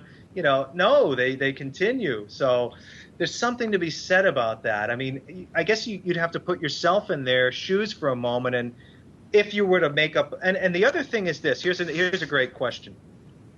If you, Dr. J, were to make up a lie about an abduction that happened to you, wouldn't you exclude the story of the giant monster from the id from Forbidden Planet running around, or the praying mantis people, or all these other things that are just at first listen are a little out there and not easily believable? If I were to make up a lie, I would fabricate a great one. People would be believing me left and right, because I would come up with the best, most believable fabrication that I can come up with. But it's so thin. The story's so one-dimensional that I don't think they're lying. I think they either experienced it through heavy hallucinogens, or there's a lot of truth, or both even. Who knows?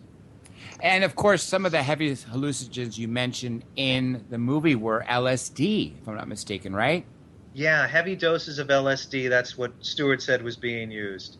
But I'm sure forms of ketamine were being used, high anesthetic, different forms of, psilocybin mushrooms were being used down there. Who knows? I mean, but LSD was the drug that was being used. I had read a variety of things were being used down there. MDMA were all being given to the kids. I didn't even know they had that at the time, but I guess that would make sense. You would think that the governments would have such access to MDMA before it would even hit the market. I do know that in the 80s, that was a legally available drug that people used to buy. I couldn't tell you because I didn't know. I just hear this from passed on from people above me. But they said it was legal until I believe 88 or 89. Same thing with the LSD. That was legal in the early 60s. I remember seeing these posters that still exist. They're replicates. Take a trip with LSD. I just thought that was sort of hilarious, because growing up in my generation, of course, all these things are abolished in Schedule I narcotics. Now, you've had crazy experiences when you interviewed everybody. You've heard some of the craziest stories. And it's going to be hard to ask you this one question, but so you might have to pick a few. But what's the craziest thing you heard of any witness of any of the stories you interviewed for this movie? Wow. Pick a few if you can't pick one, because it's like picking your best children. I think the difficult, again, with all due respect to everybody, I think some of the difficult ones are the story of Junior, the monster from the id, just appearing and tearing up the base and not hurting anyone in the process. It seems like it was just conveniently put together, that one.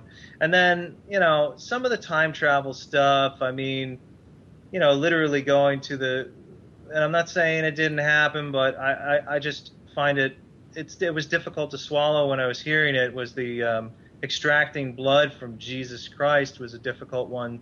And that's another thing I felt like maybe this was a story that was fabricated either as part of the mind control to implant ideas in his head, because just, I don't know. It just doesn't, I mean, I don't know why I have to say I don't know, but yeah, those ones. And, giant praying mantis, insectilians, and, for a guy who was only exposed to these things in science fiction, I'd say they're pretty crazy. The praying mantis, I've heard several people, abductees, talk about that when they're taken, it's actually the grays that pull them out. They're like the sentries, or they're the ones that take them out of their cars or their beds. But when they get on board the ships, there's these praying mantis beings that are the ones that actually do the surgeries or the medical experiments. And sometimes they report reptilians, and even sometimes I've heard stories where they report military officers. Have you heard anything in relation to where side by side you would see one sort of being with another sort of being and then possibly a military officer?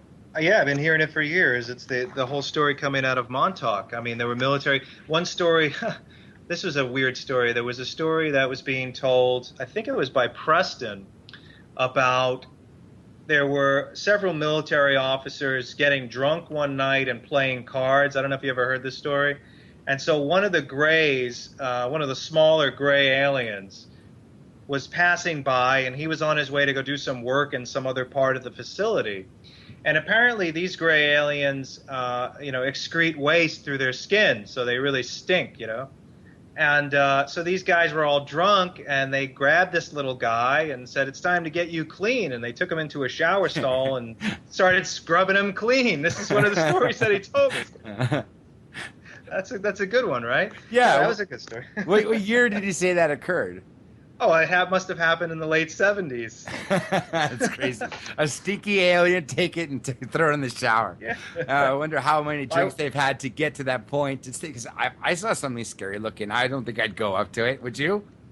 No, especially after the nature of some of the grays described at Dulce, so... Well, Johnny here's writing like the Sasquatch and the skunk ape, that they say those things smell. I wonder if it has any relation with that. Speaking of which, did you hear of any Bigfoot monsters or anything like that at Montauk? Yes. Well, I get conflicting stories because Preston had said Junior was the monster from the id. Now, if you've seen Forbidden Planet, it's really just an energy creature. So that's kind of how I represented Junior, with sound and energy in the movie. But then it was described as a Sasquatch. So Preston said it was, not only was it the monster from the id, which isn't a Sasquatch if you're familiar with Forbidden Planet, but it's also a Sasquatch. And he said a Sasquatch was running around Camp Hero. So I was just trying to figure out which it was. And then he also said that Junior is still there. So I know when we first got there, of course, we were taking everything seriously. You wouldn't put 10 years of your life and thousands of hours into something like this if you didn't. But, we were walking through the woods, and you could see this full base exploration on the Blu-ray. And we kind of suspected for a second, because Preston did say Junior is still roaming the base. People have seen him bleep in and out of reality, so he says. You described several of these beings, obviously. Can you give a description of how many types there were of these species that were seen at Camp Hero or Fort Hero? Oh, yeah. I mean, again, Preston Nichols claimed there were a variety of gray aliens, different kinds, large ones, small ones.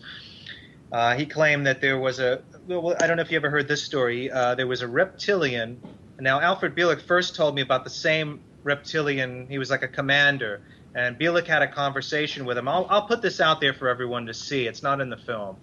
Again, because if you go off on this tangent, you have to go with it in a film. So you can't just throw these things in there and just keep throwing them in there. It has to be in the context of the tale. So Bielek said that he had a conversation with the reptile. And the reptilian didn't really like humans, but he warmed up to Bielek for a little while.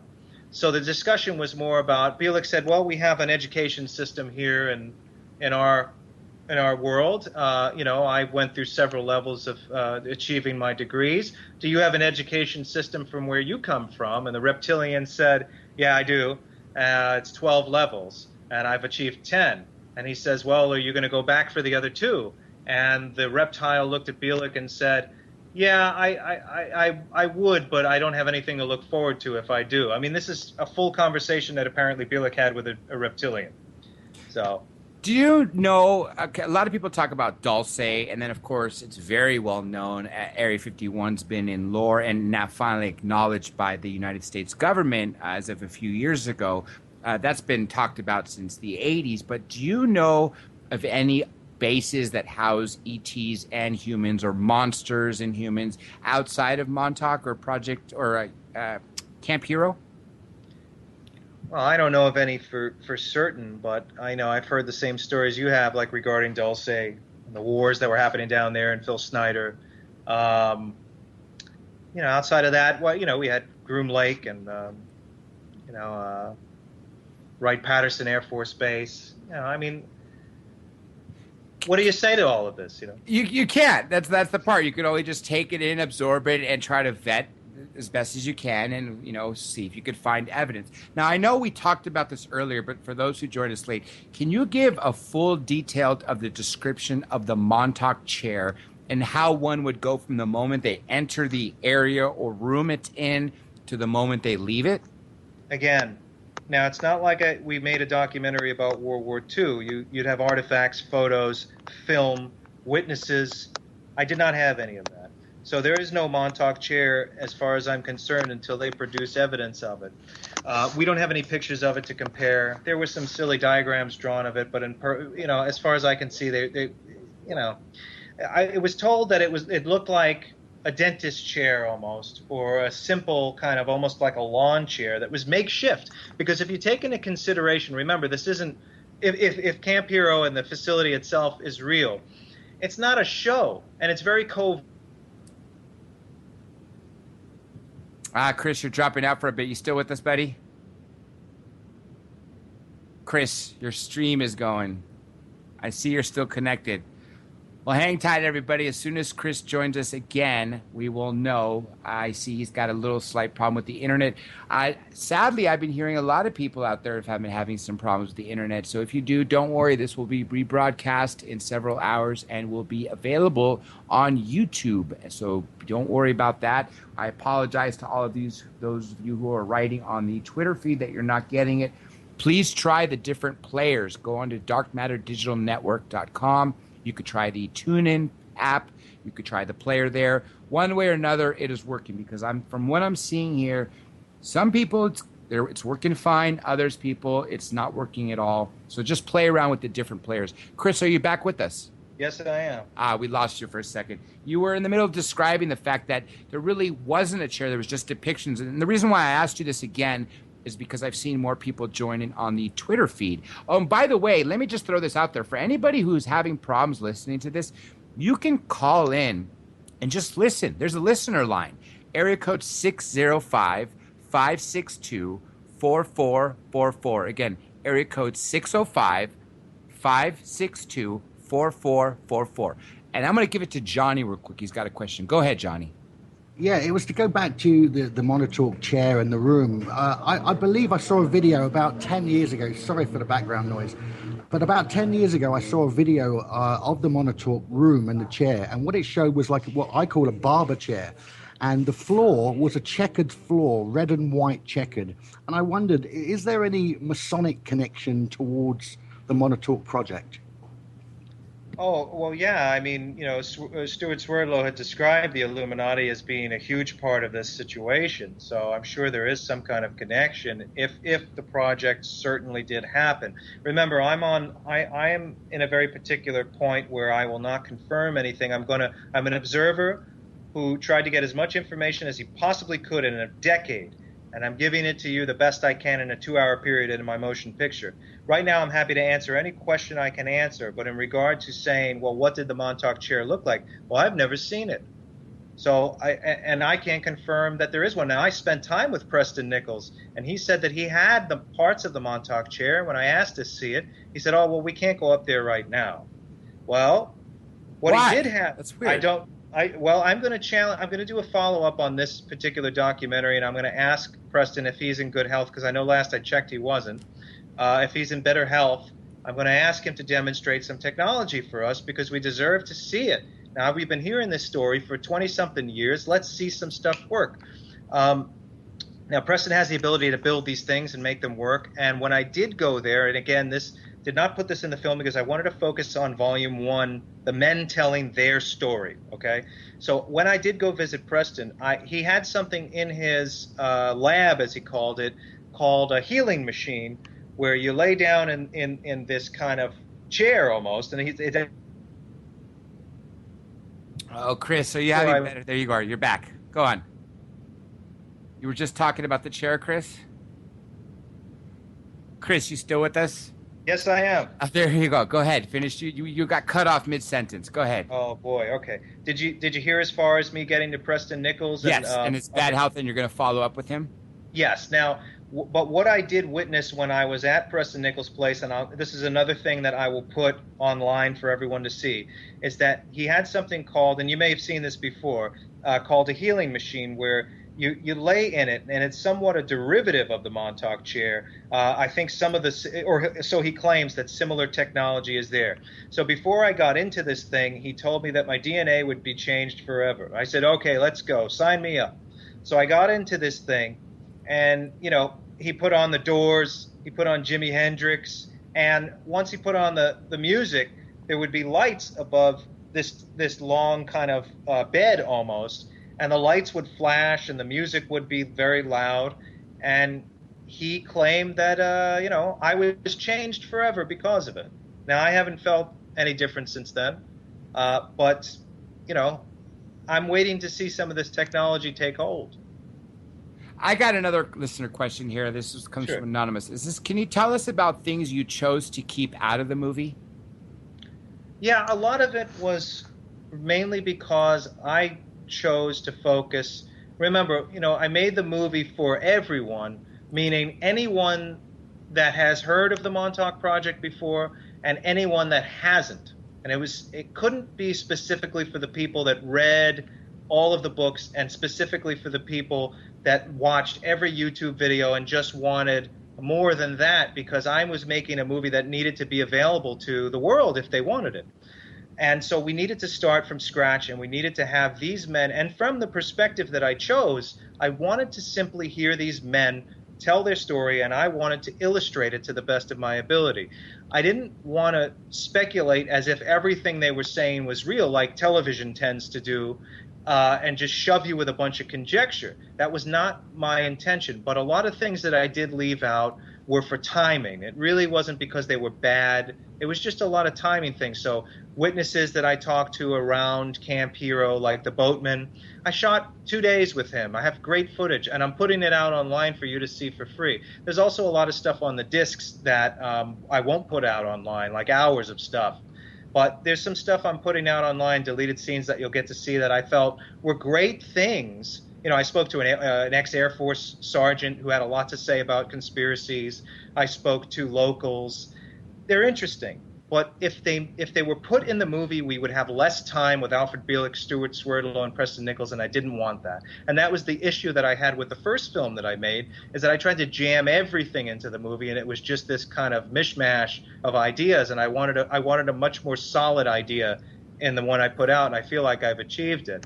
It's just for the people that are so well versed in this stuff, they feel like there's a few things missing. There really isn't. It's just I focused on these men telling their story, and what you hear in my movie is their tale. This is coming from the men who made this story possible. The only reason why you know about this story is because of the three men in my film, the guys I sat down with to talk to. So I think and they're unique interviews. I shot them myself. These guys behave in my interviews differently than I've seen them in any other.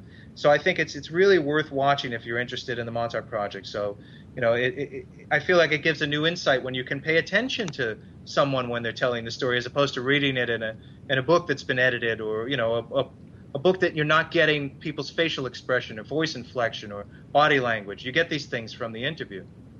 I got a few more questions. We got 10 minutes left. Let me ask you about this. The fact that there is an abandoned, or let's say an unused radar site or tower, why do you think they would still have that as opposed to just tearing it down to erase any memories of that place?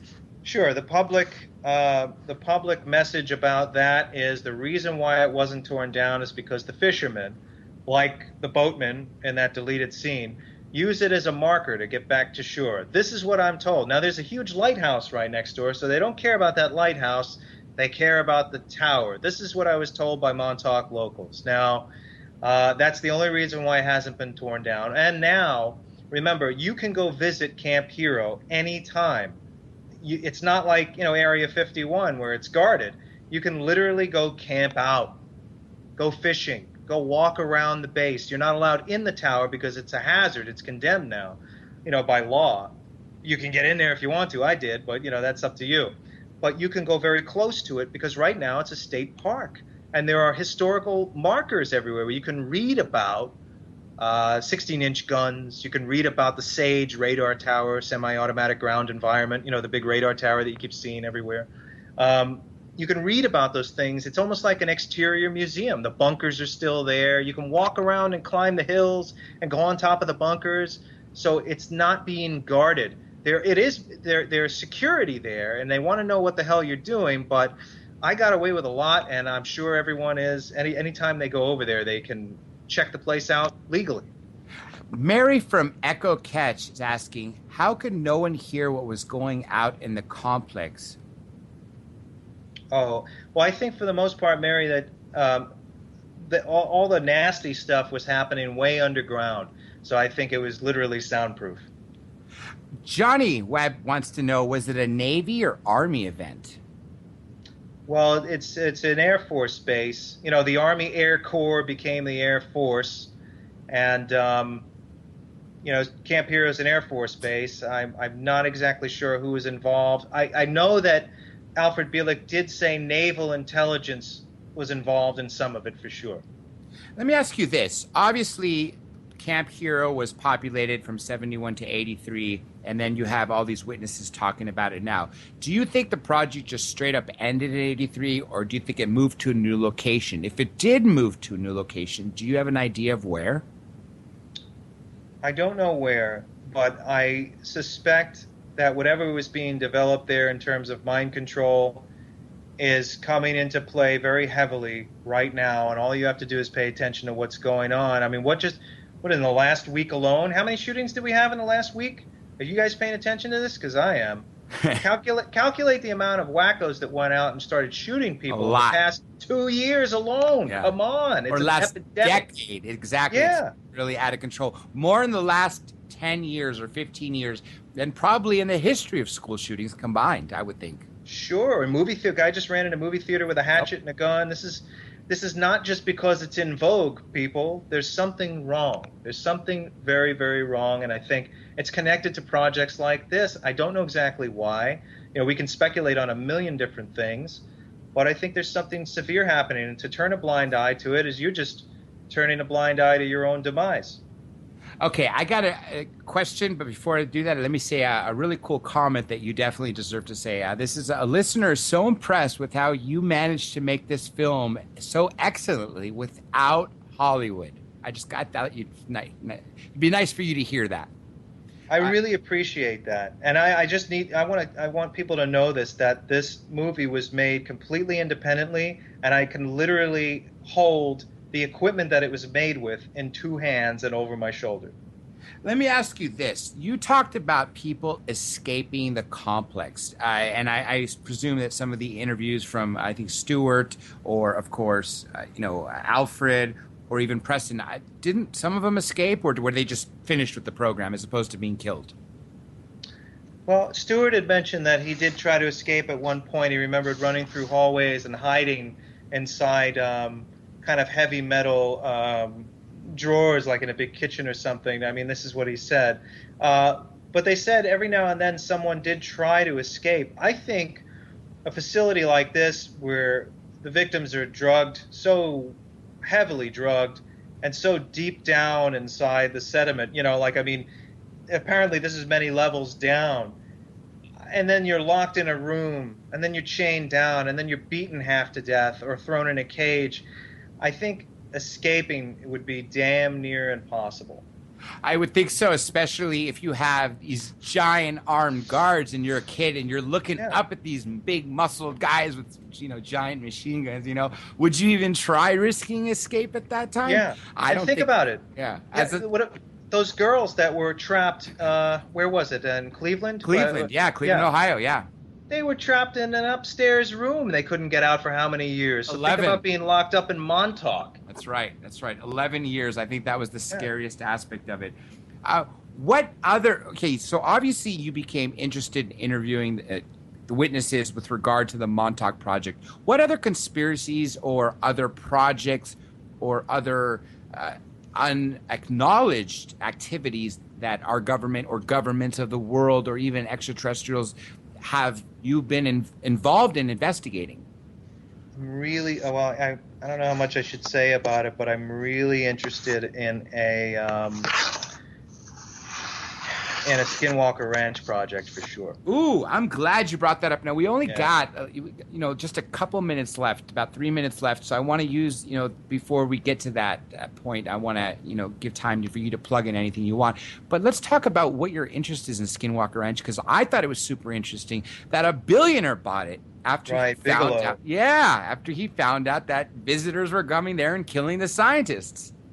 Yeah, there's so many great stories that came out of there, and so many credible people that I guess was in the NIDS program, that I feel like it's something I'd love to get my hands on. And again, television may have covered this before, other documentarians may have covered it a million times over, but my approach is the vibe that you're getting from me tonight. It's very practical, very down to earth. I'm keeping an open mind, and I'm not carrying a bucket load of conjecture with me. I want to see what I can observe for the audience, and I'm also not going to shove my opinion down your throat, because my job as a filmmaker is not to give you the answers or tell you how to think.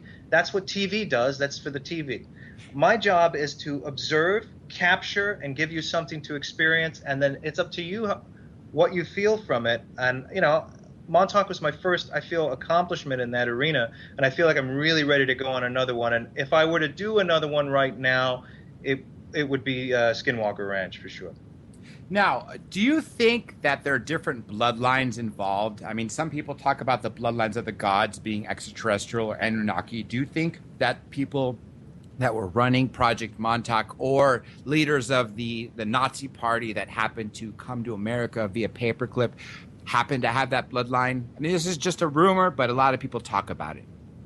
Well, I know that Stewart has a lot of this great information available in recent books that he wrote.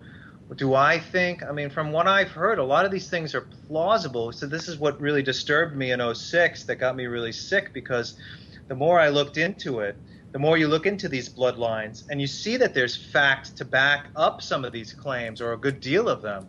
Like David Icke is constantly putting out in the world.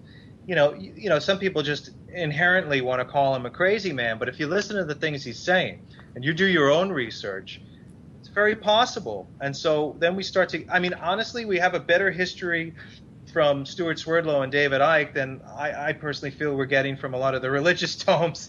So, I would say check out that stuff and do your own research. Don't just don't look for a guru, and don't look for the answers from one guy. Absorb all of the information, then compare it to our known histories, then go read Howard Zinn and go read different histories of the world and try and come up with your own idea, because if it's being concealed from us by much more powerful forces than you or I, they're not going to confirm it. So if you're looking for some guy to get on TV in a suit and tell you it's okay to believe, forget it.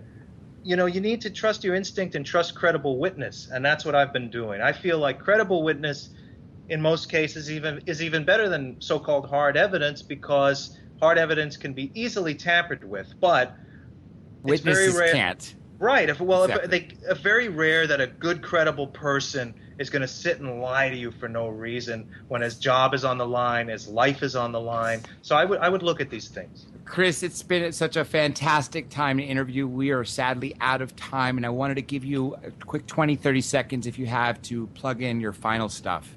Oh, thank you so much, Dr. J. Well, if you're interested in anything I've had to say tonight, you can go to montaukchronicles.com and either get a DVD or a Blu-ray, or go to Amazon or get the same. And I have a new project in addition to coming out, in addition to my paranormal projects, called South Texas Blues, and we'll be having an Indiegogo fundraiser, partially because we're getting private money for it as well. That would be available starting on Monday if you're interested in checking that out. And stay tuned, because I have a lot of great things planned. And he sure does. Special thanks to Chris Garetano, everybody. And of course, I got to thank my team, my co-host Johnny Webb, who's usually in London but is in the UK, Danny Benton in New Orleans, Joshua Charez, who happens to be, I think, Florida, if I'm not mistaken, Lou Sheehan here in also Southern California, Rancho Cucamonga. Plus, there's others that I didn't mention that are part of the Dr. J Radio Live team. Let's not forget Keith Rowland, station owner of Dark Matter Digital Network. We also have Art Bell to thank, who comes on right after this. Don't forget, we broadcast every Tuesday and Thursday, Dr. J Radio Live. You can go to drjradiolive.com, drjradiolive.com, to see upcoming guests and to catch all the past interviews. If they're not posted online yet on YouTube, they will be. Just reach out to the contact page and reach out to me. With that being said, this is Dr. J signing off.